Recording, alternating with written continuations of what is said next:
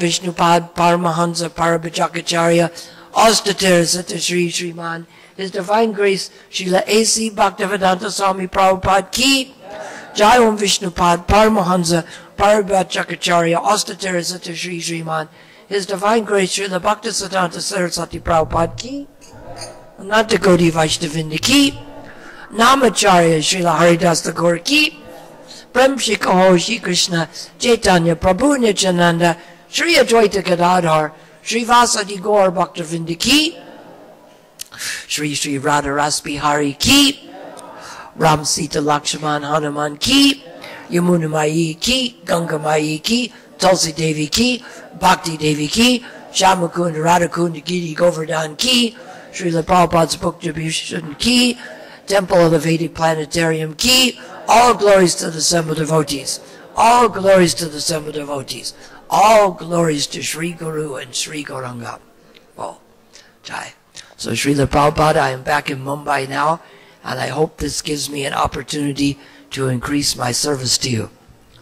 I will tell you later in the times that I am here, when I first said that to Srila Prabhupada, that I am going to Africa, and I hope this gives me an opportunity to increase my service to you. I will tell that story in the days between the 13th and the 16th when we are talking about Prabhupada pastimes. So before we read the Srimad Bhagavatam, we will say an invocation. We have a choice.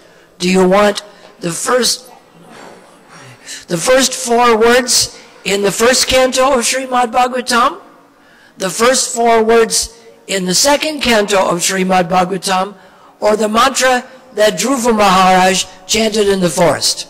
Which one you want? Which one? Which one? All of them at once? This is a trick question.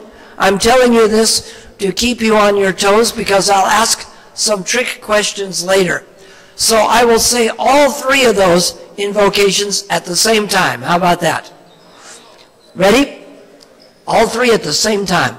Om Namo Bhagavate Vasudevaya. Om Namo Bhagavate Vasudevaya. Om Namo Bhagavate Vasudevaya. Om Namo Bhagavate Vasudevaya. So we are reading from the 8th canto, 16th chapter, 11th verse. Is that correct? One time I studied the wrong verse. Someone said there's no such thing as a wrong verse in the Srimad Bhagavatam. They're all correct. But there may be one appropriate for that day. So, let's see here. Okay. Shri Aditir Uvacha Bhadram Dvija Gavam Brahman Dharmasyasya Janasya Cha Tri Vargas Yab Param Kshetram Grihamedim Griha Ime Shri Aditir Uvacha Patram Kvitri Gavam Brahman Dharmasyasya Janasya Cha Savargasya Param Kshetram Griha Medim Griha Ime Shri Aditir Uvacha Padram Dvijagavam Brahman Dharmasyasya Janasya Cha Trivargasya Param Kshetram Griha Medim Griha Ime Shri Aditir Uvacha Bhadram Dvijagavam Brahman Dharmasyasya janasya cha Trivargasya param shaitam Griha medim griha ime. Repeat. Shriaditya uvacha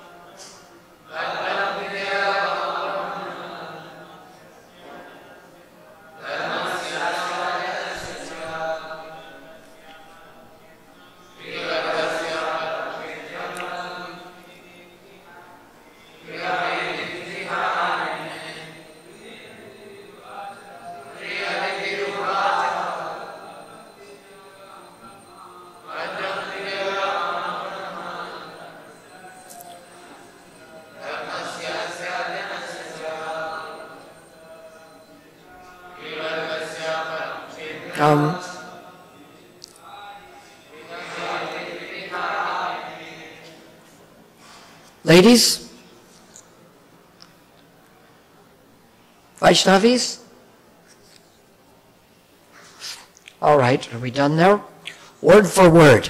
Shri Aditi Uvacha. Srimati Aditi said, Bhadram, all auspiciousness, Tvijagavam, of the Brahmins and the cows. Brahman, O Brahmana, Dharmasya Asya, of the religious principles mentioned in Shastra. Janasya, of the people in general. Cha, and Trivargasya, of the three processes of elevation. Dharma, Artha, and Kama. Param, the supreme. Kshetram, field. Griyamedim, O my husband, who are attached to household life. Griha, your home. Ime, all these things. Translation. Before I forget, if anyone has a cell phone, can they find the off button? Because we find that if the phone is going off, it is harder for me to concentrate. Plus, if you are listening, hoping to find something from here, then Krishna will give me the ability to say something. But if you don't have interest, then Krishna will not supply me this ability, and it will make a fool of myself, and I don't need to do that. But if Krishna wants that, that's okay too. Okay, translation. Aditi said, O my respected Brahmin husband, all is well with the Brahmins, the cows, religion, and the welfare of other people. O master of the house, the three principles of Dharma, Artha, and Kama flourish in household life, which is consequently full of good fortune.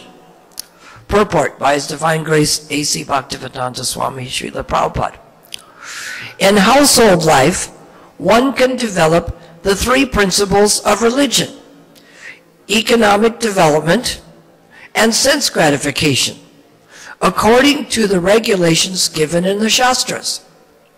But to attain liberation, one must give up household life and place himself in the transcendental renounced order. Kasyapa Muni was not in the renounced order of life. Therefore, he is addressed here once as a Brahmin, another time as Griya made him.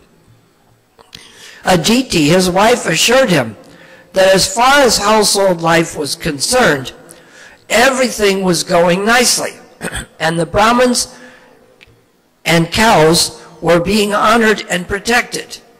In other words, there were no disturbances. Household life was duly progressing. Om Agyanatimranyasa Gana Gana Salakaya Chaksurin Milatanyena Tasmai Shri Gurave Namaha. So we find that many people progress in spiritual life by entering into the Grahastha ashram and following the principles of Dharma, Kama, Artha, Moksha. Some people become renounced, and Prabhupada is suggesting that people progress to the renounced order of life. Some people come to the temple on a regular basis and become congregation members.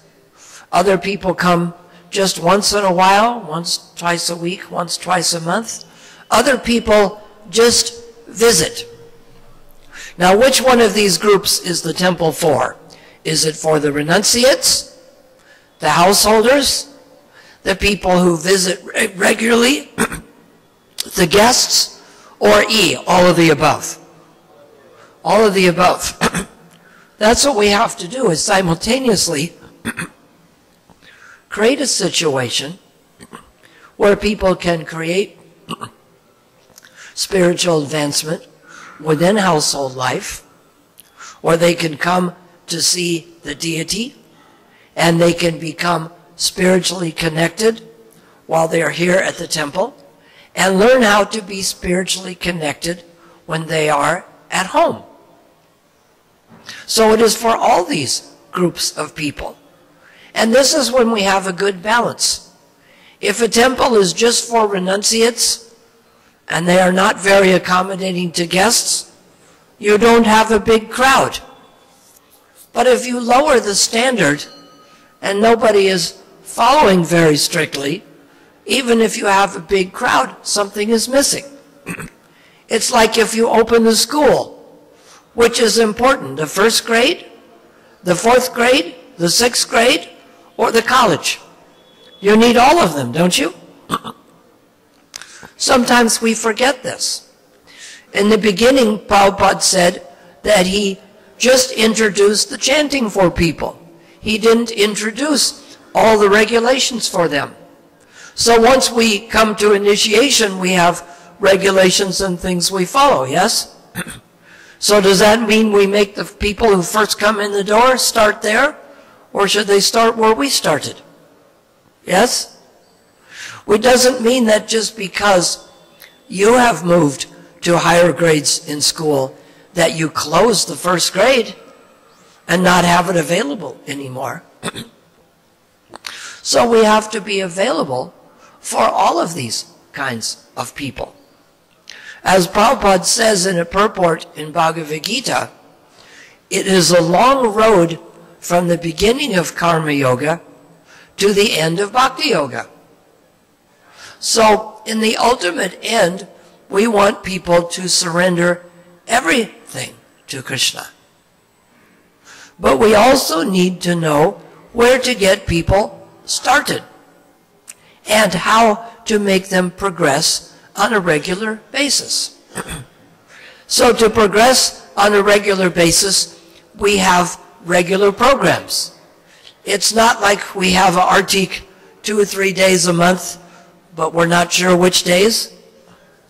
Last week it was on Wednesday. This time you come on Wednesday, oh no, temple is closed this Wednesday. Next Friday we have program. It is available always at the same time. So people can plan when to come. Yes?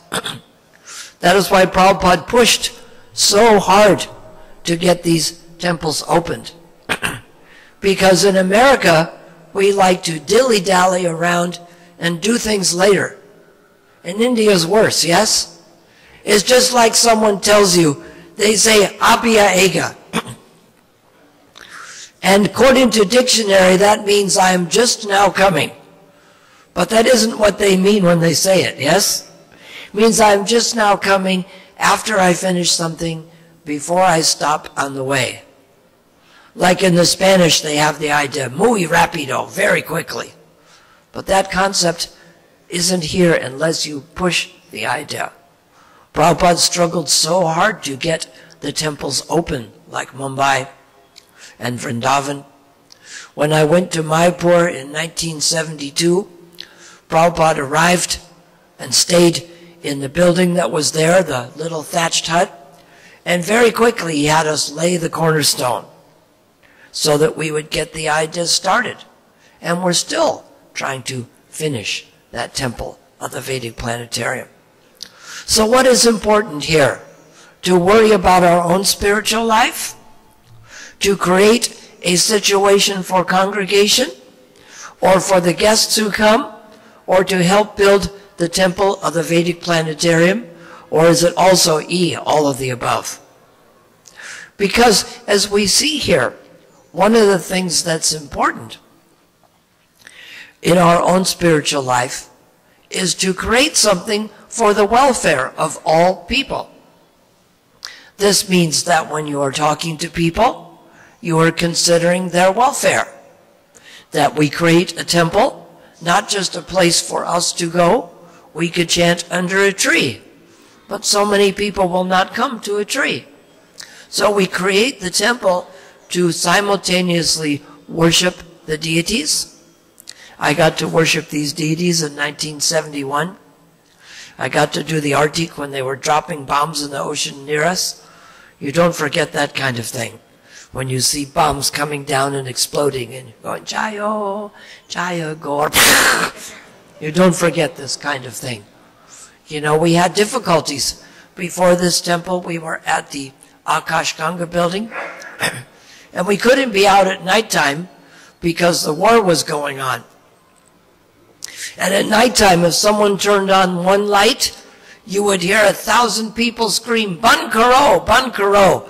Because if the plane is coming to drop a bomb and the whole city is dark, but there is a light in your building, that's where they'll drop the bomb.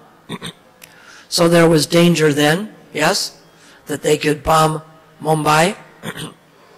And that seemed to be a great danger, because actually when they were shooting the tracer bullets into the air, the shells came down and killed 20 people. So that was a dangerous day, right? And now there's no more dangers in India, right? Is that true? Because 20 people died that day from the shells coming down and hitting people. But now you don't have any dangers. Is that true? No. There's evidence that sometimes things are so many dangers that people forget they exist. You know how many people they kill with cars every day in India? About 420. That's 21 times as many as were killed by the shells. But it happens so often that people don't even think about it.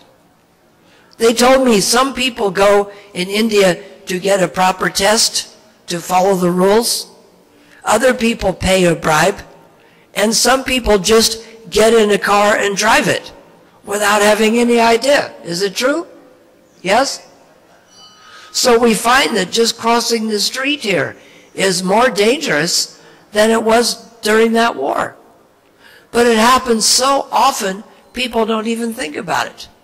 And then it's bad enough. People already don't care about traffic laws. They already don't know how to drive.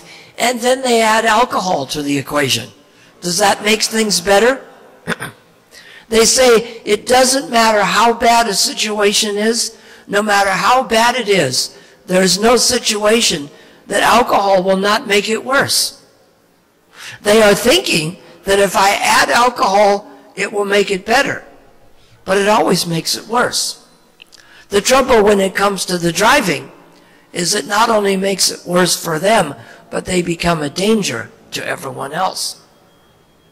So we are thinking the opposite way. Not how can I become a danger to everyone else, but how can I think of everybody else's spiritual welfare? And a lot of this spiritual welfare is that we have to improve our own consciousness. They even say this in sales, that 90% is improving your own character.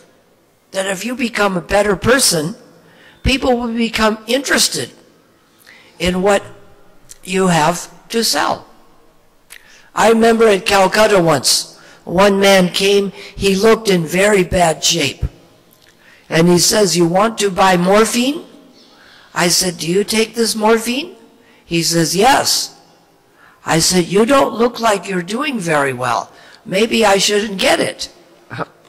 Now, sometimes we have to let people know that they need to make a change in life because their situation is so bad that they are obviously showing that this is not a good idea. My mother said she walked into the chocolate shop and there was one woman, big, huge woman. She says, "Maybe I shouldn't get that." So if we are selling the literatures and I'm in a miserable mood, I'm unhappy, you want to buy my books? And by the way, I hate you too. Will they want to buy? Once in Vrindavan, I told Vaisheshika, "All these people seem to love you." He says, "Well, because I love them." So if we are distributing books because we care about people, they will be more inclined to take them than just because we want to sell something or we want my name on the top of the charts. We could give things away, but if we give them away, they won't take them as serious. But if you convince people that buying this book is worthwhile, then they will be convinced that reading it is worthwhile. You may take anything for free, but if you have to buy it, it must be worth reading. That is why in the old days, when they would make up stories that this book is about George Harrison and the Apple Records, or it's about surfing, you'd find the book in the trash can. Because if you tell them it's about something else, they may not be interested. But it's easier to sell it as what it is. It's easier to sell this as a book than to tell people this is a guitar and you can play music with it, isn't it? It's easier to present things as they actually are. So we have to develop our own proper mentality. And by doing that, we will convince people that these books will be good for them. It depends how we see people. If we're in the mode of ignorance, we'll start from the mode of goodness because it's the best. If I'm in the mode of goodness, or you are, you see that everybody has a same common spiritual thread. That we are all leaves on the same tree. Some of the leaves are newer leaves, some are older. Okay, I'm an older leaf now. I used to be a younger leaf. Every year I find more people younger than me. I used to be the youngest one in the room. Now I'm not. But we are all leaves on the same tree. We don't divide them between which leaves come from Gujarat, which leaves are Marathi people, which leaves come from America. That is why we noticed that when they were having some trouble in Mayapur, that when Jayapataka Swami and Gopal Krishna Swami are talking, they don't call the people from outside India foreigners, they call them Westerners. Because we may all be foreigners to this world. But if we are trying to look for the same common spiritual thread, then we see everyone as the same. Otherwise, you say, don't talk to me, you're a Gujarati, or you're from Mumbai Central, and I'm from Borivali, so don't talk to me. We can divide people up by all kinds of seeing. This is the Rajagun, the mode of passion, is that we see different kinds of people. that, oh, those people are foreigners. Those people come from America. Those are Africans. Those are darker people. And which ones are Indians, lighter or darker? Which ones? Both. You find some Indians are so light, they're lighter than I am. You find some Indians, particularly in South India, that are darker than the African people. So you can't say the Indians are either light or dark, right? But do we divide them that way? Do we put the dark ones here, medium ones here, light ones there? This is the way they expected it to be done in South Africa, was that whites were one group, Indians were another group, and blacks are another group. And it was illegal to mix these people. And in South Africa I did this, and I got arrested for this. I was thinking, just like today, I didn't have as much chance to prepare for a class. I was asked to give a class. And when we give a class, it gives us an opportunity to depend on Krishna. When I was in South Africa, one time the government officials wanted to throw me out the 13-story window. Another time the thieves had the gun at my head, and they were arguing about whether to shoot me or not. Now these are opportunities to surrender to Krishna, and that makes them good, right? That's why every day you pray, please Krishna, put me in great danger so that I can depend on you. Who prays like this? We don't pray for this, but if it comes, we shouldn't resent it. We think that I have a way to progress in spiritual life, and sometimes Krishna gets it right, and sometimes Krishna makes a mistake. This is what we are thinking. Like we are going to the light, and sometimes it's correct because it's green when I get there, and sometimes it's incorrect because the light turns red. Is this a mistake? No. The problem is we think that we are the controller and we are the center, and we are judging everybody based on our material condition. But we should realize that there are no mistakes in Krishna's world. Krishna makes it, sometimes we find as devotees, sometimes he makes it very easy, sometimes he makes it very difficult. In all of it, difficulties can come for anyone, yes? Which kind of person does not have money problems? Do you know anyone who doesn't have money problems? Which brothers in India are probably more worried about money than anyone else? Which ones? Yeah, like the Ambani brothers. They are worried more about it because they have businesses to perform, businesses can do well, and they are more worried. And stock values can go up and down. You wonder what people are worth. You have to check everything. And it's true for people. It's like when Ambarish wanted to get the project going in Mayapur. He put about $30 million in. Now with stocks in America, you can borrow half the value. But if the value goes down, you have to come up with the rest of the money to make it only half. So if he borrowed 30 million, that means he must have had 60 million in stock. But now if the value goes down to 1/3, now that value of the 60 million goes down to 20. Now he has to sell that stock to pay the debt, and he's 10 million behind. So very quickly, you can go from being 60 million ahead to 10 million behind. It's possible for this to happen. Now, the only time you take this kind of risk with a loan is to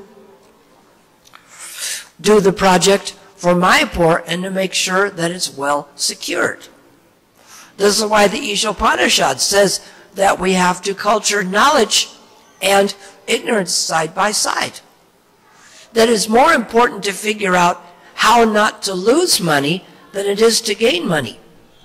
I remember in Europe when Bhagavan was in charge of temples there, what he did is he would borrow money from one and create another and borrow money, and everything was in great debt, but it looked like good. You put the temple in debt and build another building.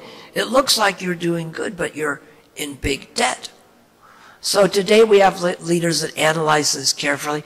Brajahari was telling me that one bank says, oh, we will give you a loan, and the first year it will be no interest, and then the second year it will come at the going rate. And that's good because the first year there's no interest, right? But then the second year you pay the going rate and you do that. So he realized this wasn't a good thing to have. It's much better not to have that risk. Because if the loan goes to something bigger and you can't handle it. So we have to do this spiritually. We have to realize when to take a risk and when not to take a risk. And when to create things. Like fortunately at this temple, we have the devotional things like book distribution, and you teach people how to chant one round. And you have many people from the neighborhood who just come and visit. Because of these, of course, are your main people. We can't have buses come from Arunachal Pradesh and from Tamil Nadu and from Nagaland and from Bihar, and we want to get people who live close by and they can walk to here because it's easier for them to get here. But fortunately the temple has done something good. They've done many things good, but we have businesses like guest house, restaurant, the halls for people to rent for marriages and other things. And these are businesses that bring money into the temple separate from the donations. And at the same time, it brings people close to the temple because they come to the temple to do the wedding ceremony. They come to eat prasadam at the restaurant, and they come to the guest house. The most logical thing is to come visit the temple. But these create income that are separate from just donations. So it's connected to Krishna, and it's another way to bring in income for Krishna's service. And so we have to think about how to get different kinds of people engaged in devotional service, like the levels here. Yes, we want to be able to renounce and teach people to become renunciates, but if we also have people who become good householders. You see, in the Christian tradition, the Pope is supposed to be a celibate monk. But in the year 1500, the Pope had illegitimate children. He's supposed to be like a Swami, but he had children.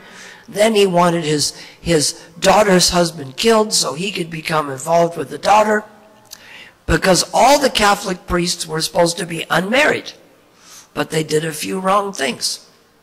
So the Protestant Christians decided that all priests should be married. Here we have a priest can be a brahmachari, right? And a brahmachari can get married later. A priest can be a householder, or he can be a sannyasi. It isn't confined to just one group. But we have to take in all of these groups as an account. Because if only preachers are unmarried and they can't get married, some of them may develop problems. If they can become married and do this honestly, this is better than as some of them did by molesting children on the side and trying to keep this a secret. This is why in our society, what they do is if somebody had trouble, they have to go to the archdiocese head and complain. In ISKCON, it doesn't work that way. We have a separate child protection service, which is separate from the GBC and the temple management. And the people go and talk to them. We've created a situation where this can help out by admitting that there may be some mistakes and that we progress from there. We find that no matter what stage we are at, we could have done worse and we could have done better.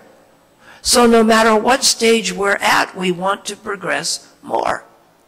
This is why Lord Rama says that the person who says, from this day forward, I am yours, and asks me for the courage to surrender to him.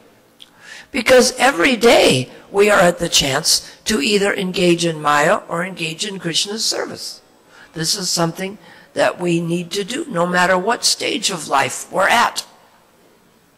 Krishna teaches us in Bhagavad Gita, there are 4 kinds of people who surrender to me.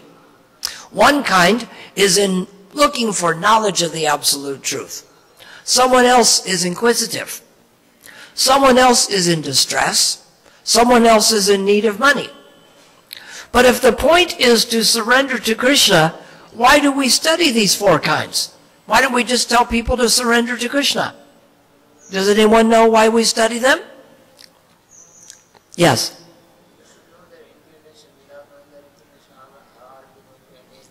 It's perfect. If we don't know their inclination, how do we engage them in service? Like Prabhupada says, if you're sick, you can go to the medical store and the medicine you need is there. You say, I'm sick, I need medicine, and they just give you medicine. Sometimes they do this, but this isn't the proper way, right? First, Prabhupada says you go to the doctor, he finds out what the disease is. Because if you're going to involve someone in Krishna consciousness, you need to know whether they're coming from distress or if they're in search of knowledge of the absolute truth. Someone shows up in a nice car with a beautiful wife and says, no matter what I have, I want to develop something more love in Krishna. And you tell them it's all just suffering. No, you have to understand about them. This is why quite often in preaching or book distribution, we ask questions of the people to find out. When Vaisheshika is distributing books, he first says, are you from Mumbai or are you visiting from somewhere else? You want to find out something about this person. You want to make some kind of friendship with them to engage them in devotional service. You want to do, as we do in the Bhakti Vriksha groups, people want to know how much you care before they care how much you know. Imagine I tell you, you know, you seem to be having a difficulty. Let's look in the Bhagavatam and the Gita, see if we can find some solution for you. Or I say, you know, I was going through the same difficulty, and let me show you something that worked for me. Is that better? Or I say, I've been a devotee for so many years, and I know what you need to hear, and you don't, so you should shut up and listen to me. Is that a good approach? It may not be a good approach, right? Right? You know, you don't tell people, get out of the street right now. Although if they do, I figure there's a reason. We always have to be willing to take instruction from others, because maybe they're telling us something we need to hear. I was out at the Madhuvan, and one devotee came around the corner and said, get out of the street right now. So I didn't tell him, you're a child, I'm a Prabhupada disciple, why are you instructing me? I got out of the street. 3 seconds later, a bull comes around the corner carrying a cart, and it covers the whole road, and he's running fast. I would have been run over. So we shouldn't think ourselves so great that we can't take instruction for someone. If he's telling me, get out of the street now, or get on the ground, it's probably good to listen and find out why later. We have to realize that maybe someone else knows something we don't. As soon as we think we know everything, we're in more trouble. Right? We have to always realize that many things we don't know, especially about other people. Arjuna asked this question to Krishna. He says, we are reading about the kshetra here, the field. What is the kshetra, the field of activities? And who is the knower? And Krishna says, your mind and your body are your field of activities, and you are the knower of that. And only I am the knower of other fields. So we have to be available to give Krishna consciousness to people. And not disqualify. Sometimes when people are distressed, they may make advancement more rapidly than someone that says, well, I have my wife, I have my job, sometimes I watch TV, sometimes I drink some wine, and sometimes I go to the temple to see the deity, right? The other person is drinking so much alcohol, he says, boy, I need a solution to this. I need to change something now. that person may actually advance more quickly because he may be willing to surrender. Correct? Because he's forced to. So we shouldn't just judge by people seem to have comfortable situation. When people have problems, they may need it even more because they really need it. So we have to understand that we are there for the people from all the fields of activity and to make it available. Like when you go to the restaurant, they have a menu. Quite often they have the buffet, but when you walk in, they don't say you eat this, you eat that, right? You go to the buffet and you pick which things. So at the temple, we have things for people to pick. They can become a brahmachari and live in the temple. They can become a grahastra, get initiated, chant 16 rounds, and come every day. They can come once in a while. They can learn how to chant 1 round. But the idea is we don't think ourselves so great that we are the powerhouse, or they are so bad that they cannot connect to the powerhouse. We have to learn how to plug in, just like this microphone. It is plugged in, yes? Now, do I need to be an electrical engineer to plug it in? I just have to find the plug. And if I connect to the powerhouse, it will work. So the same way, we have to connect, plug ourselves in to the powerhouse of Krishna. Does someone know what the plug looks like? Who has a plug? What does the plug look like? He's going to show you a plug right now. Here. Take the plug out, show it to them, see? Now you connect one end of this to Krishna, the other to your mind, and you chant the mantra. And you allow Krishna in. Just like here, you plug in and you allow the electricity to come in. If you say, I am so great, I have studied electricity, I don't even need to plug it in. Microphone will work? Because I am an electrical engineer? No, it won't work. So we have to think with others, no matter how little they've done, they are doing something. And we have to encourage them. And no matter how much we are doing, there is someone who is doing more. So we have to keep both of these ideas in tension. While we are trying to increase and help some people increase, others were just happy they're doing a little. In South India, in 1979, in Bangalore, I was there trying to help out with some of the life members. This was before Madhu Pandit even came there. And Jayapataka Swami came to stay at one of his disciples' houses. And the disciple had a list of things that he wanted from the Guru. And I said, how do you reconcile it that he seems to want to take more things from the Guru than give? And Jayapataka Swami said, sometimes we have to think, like when the Swami went to the door of the Kripana, he put out his dhoti, and the Kripana threw coal in his cloth. And the Swami said, thank you so much. The Kripana said, how can you thank me? I threw coal in your cloth. And the Swami said, because you are such a Kripana, such a miser, that it doesn't matter what you give. Any giving at all is good. So people may come here and they're involved in material life. If they just come and listen, or they just take a book home with them, then that is good. At the same time, we want to be able to get people involved more and more and more. And what is amazing is how some places take off, and even when other places were doing very well, they seem to surpass them and do more. I remember in the early days, Juhu was taking off and things were going on and you have people coming and congregation. And Delhi had this little house in Lajpat Nagar. Now how many temples are there in Delhi? There's so many that I get a different count everywhere. It's like more than 12 and less than 18. Because it depends what counts. But now they seem to have so many temples there. And for so many years, Mumbai was way ahead in book distribution. I think this year, they said that Juhu did a huge amount of books, maybe 1.6 lakhs, 160,000 Gitas. That's a lot of books, isn't it? But you know they did about 100,000 more of that in Punjabi Bagh. They did about 260,000. And in east of Kailash, they did more than 4 lakhs.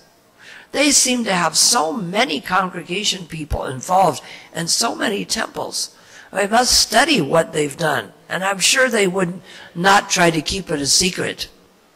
You know, they like to make many devotees happy. Although they made Mayapur cry last year when they were the top in the world instead of Mayapur. But somehow they've been able to develop a huge congregation of people. There are so many people out there distributing books that we have to find out what it is they are doing. That even though Mumbai was way ahead in that, somehow, and you have big congregation here, and so many people come, somehow they even have more congregation. What is it that they have done there? Some sort of magic happened, or what happened? Does anyone have an idea? What we're willing to do with each other is we always share our ideas to see what it is that has worked in the different places. But what we have to understand is here, it is good that we have our own spiritual life we take care of. We have congregation people, and we help people for the first time to chant. And we also have a booth to help out the temple of the Vedic planetarium. So to be a progressive temple, we have to have all of these things available, where we help out our joint venture project, which is the temple of the Vedic planetarium, where we help ourselves, but we also make friends with people in the neighborhood. So many people in this neighborhood. I see people here who were here when I was here last year, because we build a brahmachari ashram for people to come and live. But so many people have built their own ashrams that they can come and live here. So maybe we need to meet more people in the neighborhood and convince them to come by more often. It happens automatically, but when we meet people in the street, we get their name and introduce themselves and ask them to come by for the evening artik. And which evening do we have artik? Every evening. So it doesn't matter when they're free, because you can invite people to a Sunday program. Maybe they're busy on Sunday, but we have something for everyone. We have a Sunday program every Sunday. We have other programs that are available every day. And quite often it's good to create an urgency program. Like now we have this program that's going from the 13th to the 16th. If you tell people about Sunday, they can always come later. That's good that we have something that's available all the time, but people think they can always do it later. So then we have a program like this one, the 40-year reunion. You can only get that from the 13th to the 16th. There isn't going to be another one. Well, we'll have one in 50 years, but that's a while to wait. So that is like, hey, we're having a special program. This is the one you need to come to. So maybe we could put some flyers out to some of the people who live close by, or just tell them about it, point it out, even just ask them, because it's easy for them to get here. They don't have to take a plane or a train or a car. They can just walk across the street. So this is our natural congregation, the people who are living close by. And maybe from this 4-day festival, we'll discover what Delhi has done to increase their congregation, and we can do the same here. Thank you. Are there any questions or comments? Yes.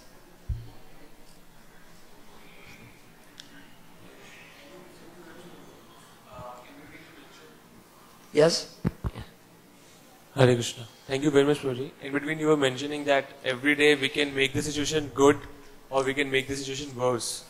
And yes. Then you were mentioning that when Lord Ram says, when we surrender and we say that from this day onwards, I am yours. Yes. But then that happens too often. I pray today, and then again after a few months, few years, I land up in a similar situation where I make the things worse for myself. So well, no matter where we are, if we've done very badly, the solution is to surrender more. And even if yesterday was a good day, we still wake up, start the day by paying our obeisances to the spiritual master, and then get up and shower, and then set our intention, and still re-surrender to Krishna.